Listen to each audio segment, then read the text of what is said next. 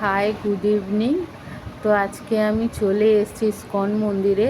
তো ইস্কন মন্দিরটা হচ্ছে ঠিক ক্যামেকেসি মিন্টু পার্কের ঠিক পার্কের পেছনে।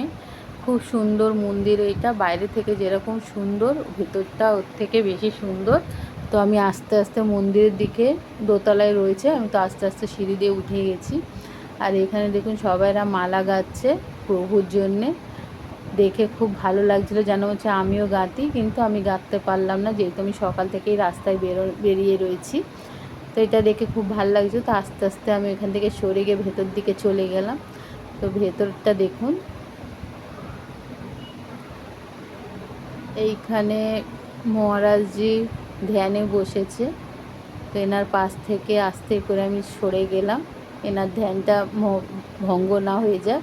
তো আমি ভেতরে আস্তে আস্তে চলে গেলাম। দেখুন এখানে সবাই ধ্যান করছে, তো ওইটা দেখে আমারও খুব ভালো লাগলো। আমিও ধ্যানে বসে গেলাম অন্তত 10 মিনিটের জন্যে। তো আমি 10 মিনিট জন্য ধ্যান করছি। ভেতরটা খুবই নিস্তব্ধ, মনে হচ্ছে যেন ভেতরে সব মনে মনে যেন জপ করছে। তো এখানে রাধা রাধা কৃষ্ণ আছে, এখানে বলরাম জগন্নাথ আছে, সুভদ্রাও আছে। এখানে আর একটা মহারাজ যে ধ্যান করছেন। আর ভেতরটা পুরো নিস্তব্ধ। ওইদিকে জেন্টস আর এইদিকে লেডিসরা সব ধ্যানে বসেছে।